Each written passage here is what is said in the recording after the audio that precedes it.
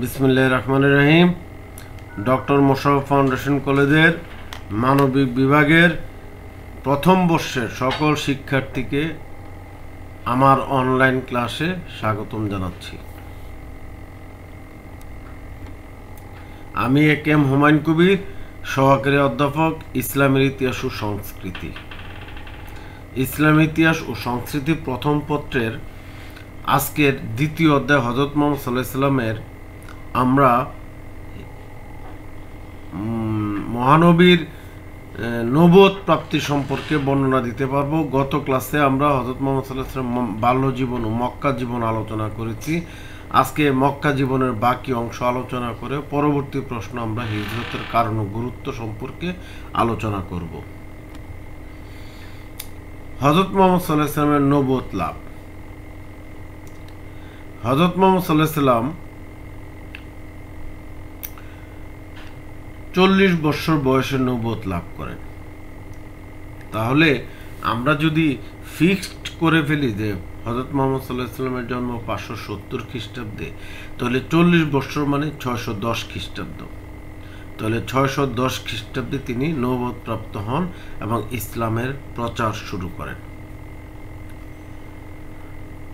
এখন তোমরা যারা বর্তমানে সৌদি আরব প্রবাসী থাকে বা হজ করতে যায়, তোমরা জানো হাজিরা বা যারা সৌদি আরবের প্রবাসী তারা অনেক সময় মক্কার হেরা পর্বতের গুহা হযরত মুহাম্মদ সাল্লাল্লাহু আলাইহি ওয়াসাল্লাম, যেখানে জিবরাইল আলাইহিস সালাম কর্তৃক আল্লাহর মাধ্যমে আল্লাহর ওহী নিয়ে জিবরাইল আলাইহিস সালাম হযরত মুহাম্মদ সাল্লাল্লাহু আলাইহি ওয়াসাল্লামের কাছে আগমন করে এবং ওনার বলার জন্য যে ইকরা বিসমি রাব্বিকাল্লাযী খালাক, এই কথাটা যখন বলে হযরত মুহাম্মদ সাল্লাল্লাহু আলাইহি ওয়াসাল্লাম হতবিহ্বল হয়ে যান, উনি আশ্চর্যান্বিত হয়ে যান।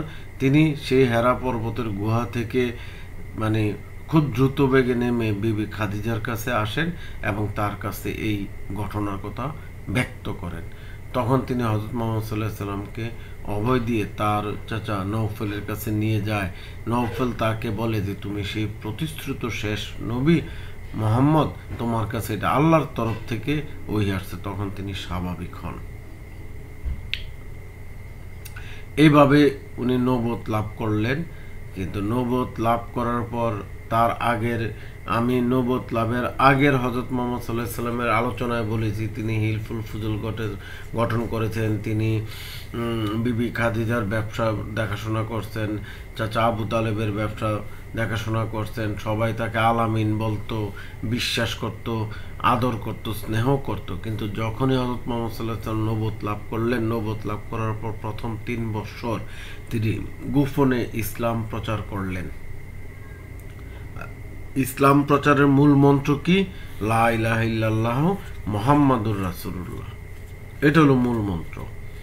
তিনি এটা গোপনে গোপনে প্রচার শুরু করলেন। তাইলে বয়স্কদের ভিতরে তার বন্ধু হযরত আবু বকর রাদিয়াল্লাহু প্রথম ইসলাম কবুল করেন। যুবকদের ভিতরে তার চাচাতো ভাই হযরত আলী রাদিয়াল্লাহু ইসলাম ধর্ম গ্রহণ করেন। নারীদের ভিতরে বিবি খাদিজা রাদিয়াল্লাহু প্রথম ইসলাম ধর্ম গ্রহণ করেন। ইসলাম 3 বছর গোপনে প্রচার করার পর আল্লাহর তরফ থেকে নির্দেশ আছে, এবার প্রকাশ্যে তুমি ইসলাম প্রচার করো। যখন তিনি প্রকাশ্যে ধর্ম প্রচার শুরু করলেন, তখনই তার বিরুদ্ধে মক্কার কুরাইশ বংশ, হাশিমীয় শুরু করে যত বংশ আছে কুরাইশদের, সকলেই কুরাইশ বংশের সমস্ত গোত্র হযরতের বিরুদ্ধে চলে যায়। তারা হযরতকে নানা ধরনের নিপীড়ন, নির্যাতন, মানসিক, শারীরিক শুরু করে। যারা ইসলাম গ্রহণ করে তার সাথে হযরতের সাথে তাদের উপর অত্যাচার, নিপীড়ন চলে আসে। তো এই অবস্থায় হযরত মুহাম্মদ সাল্লাল্লাহু আলাইহি ওয়াসাল্লাম হতবিহ্বল হন নাই, কোনো সময় নিরাশ হন নাই। তিনি সব সময় আল্লাহর উপরে উনি বিশ্বাস রেখেছিলেন এবং তিনি তার সিদ্ধান্তে, তার প্রচারণার সিদ্ধান্তে অটল ছিলেন।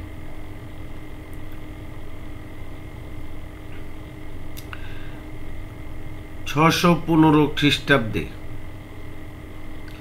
যখন নাকি মক্কায় তার স্বগোত্রীয়দের অত্যাচার নির্যাতন নিপীড়ন বেড়ে যায়, তখন হযরত মুহাম্মদ সাল্লাল্লাহু আলাইহি সাল্লাম আবিসিনিয়ায় হিজরতে পাঠান। প্রথমে 615 খ্রিস্টাব্দে 11 জন পুরুষ ও 4 জন নারী, পরে 616 খ্রিস্টাব্দে 83 জন পুরুষ ও 18 জন নারী। তাদেরকে কেন আবিসিনিয়ায় পাঠান? কারণ মক্কায় নির্যাতন এমন বেড়ে গিয়েছিল যে মক্কায় আর থাকা সম্ভব ছিল না মুসলমানদের। তখন হযরত মুহাম্মদ সাল্লাল্লাহু আলাইহি ওয়াসাল্লাম তাদের সার্বিক নিরাপত্তার দিক বিবেচনা করে তাদেরকে হযরত ওসমান রাদিয়াল্লাহুর নেতৃত্বে তিনি তাদেরকে আবিসিনিয়া হিজরত করেন।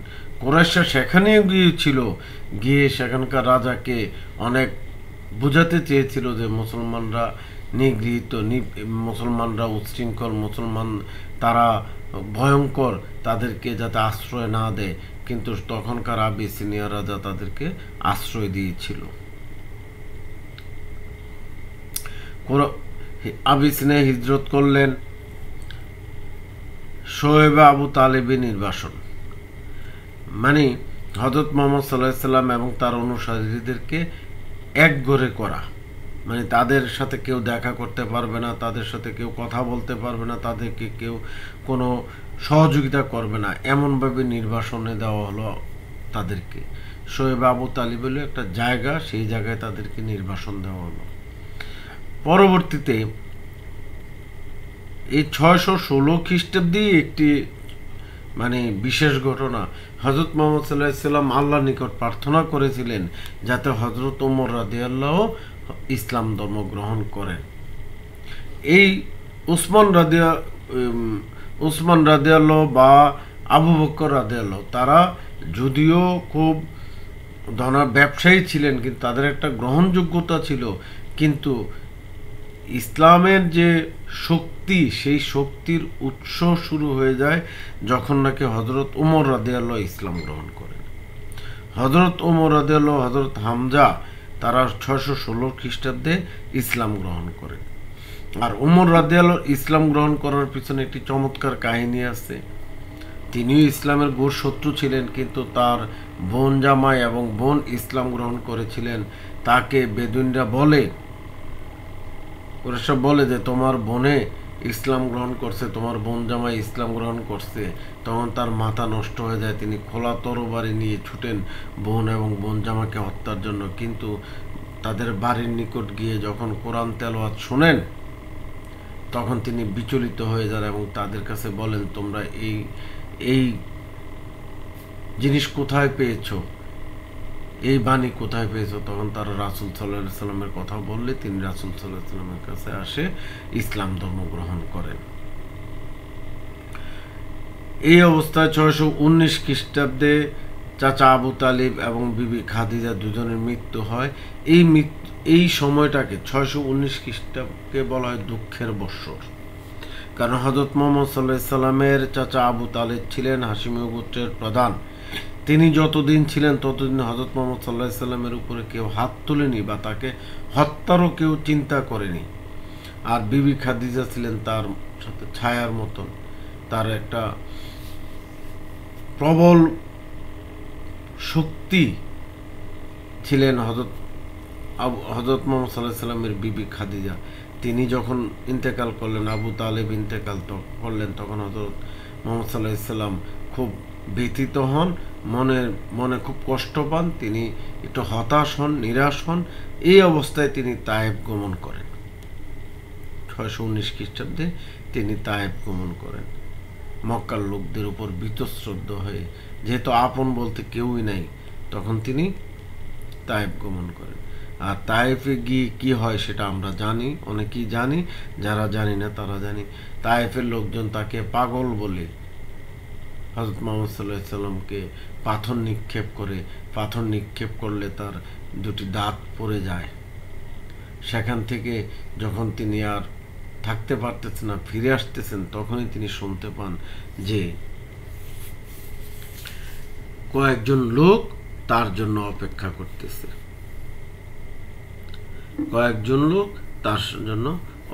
করতেছে, এই অপেক্ষা করার কথা শোনাটাই হলো হযরত মুহাম্মদ সাল্লাল্লাহু আলাইহি ওয়াসাল্লামের যে মক্কা জীবনের একটা মানে টার্নিং পয়েন্ট, মোড় পরিবর্তন করার মতন একটা ঘটনা হলো এই তায়েফ থেকে ফিরে আসার পর। 620 খ্রিস্টাব্দের 27 রজব হযরত মুহাম্মদ সাল্লাল্লাহু আলাইহি ওয়াসাল্লাম মেরাজ গমন করেন। আর মেরাজে গিয়ে তিনি হযরত মুহাম্মদ সাল্লাল্লাহু আলাইহি ওয়াসাল্লাম আল্লাহর সাথে এবং তার পূর্ববর্তী নবী রাসূলগণের সাথে তিনি সাক্ষাৎ লাভ করেন, বেহেশত এবং দোজখ সচক্ষে দেখে আসেন এবং ইসলামের বিধিবিধান 5 ওয়াক্ত নামাজ, রোজা, হজ, যাকাত এগুলা সম্পর্কে তিনি পরিপূর্ণতা নিয়ে আসেন, নিয়মগুলো নিয়ে আসেন। তার আগে মেরাজে যাওয়ার আগে নামাজ পড়া হতো বাইতুল মুকাদ্দাস বা জেরুজালেমের আল আকসা মসজিদের দিকে, আর মেরাজ থেকে আসার পরেই নামাজের সিদ্ধান্ত হয় মক্কার কাবাগরের দিকে। আগে কোনো নির্দিষ্ট ওয়াক্ত ছিল না, মেরাজ থেকে আসার পর 5 ওয়াক্ত নামাজ হয়। পূর্বে নির্দিষ্ট কোনো রাকাত ছিল না, মেরাজ থেকে আসার পরই ধরো বিভিন্ন সময় নামাজের বিভিন্ন রাকাতের যে সিদ্ধান্তগুলো এগুলো হয়। আগে ধরো রোজার কোনো নির্দিষ্টতা ছিল না, মেরাজ থেকে আসার পরেই 30 রোজার সিদ্ধান্ত হয়। এইগুলা তিনি আল্লাহর কাছ থেকে নিয়ে আসেন। মেরাজের গুরুত্ব অপরিসীম।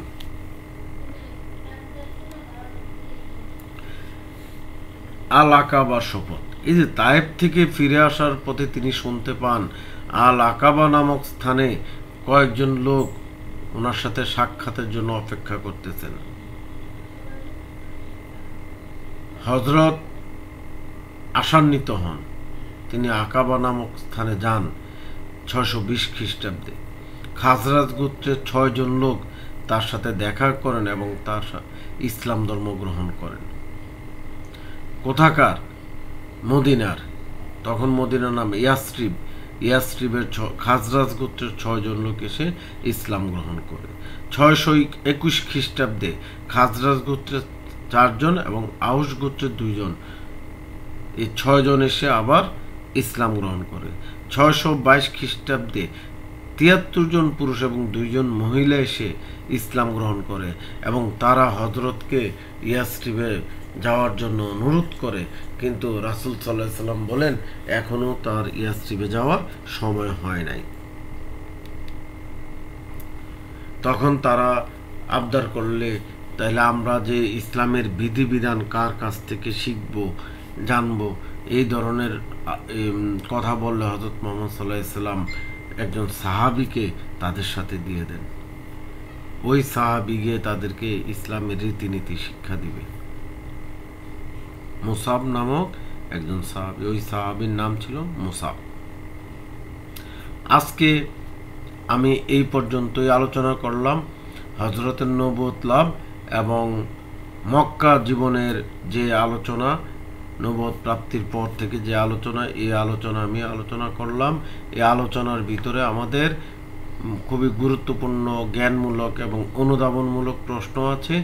সেই প্রশ্নগুলো হলো ধরো বিবি খাদিজা এবং চাচা আবু তালেবের মৃত্যু, ইসলাম নবুয়ত লাভ, তায়েফে গমন, তারপরে মেরাজ গমন এবং সর্বোপরি আল আকাবা শপথ। এগুলা জ্ঞান অনুধাবনমূলক হওয়ার প্রশ্ন। তোমরা এগুলো ভালোভাবে পড়বে, জানবে এবং বই থেকে দেখে এগুলা খাতায় একটু লিখে ফেলবে, তাহলে তোমাদের একটা নোট হয়ে যাবে। ইনশাল্লাহ আগামী ক্লাসে আমি হযরত মুহাম্মদ সাল্লাল্লাহু আলাইহি সাল্লামের মক্কা থেকে মদিনায় বা ইয়াসরিবে হিজরতের কারণ, ঘটনা, ফলাফল এগুলো আলোচনা করব। তোমরা আগামী ক্লাসের জন্য প্রস্তুত থেকো। আজকে এই বলে আমি আমার অনলাইন ক্লাস সমাপ্ত করছি। আসসালামু আলাইকুম।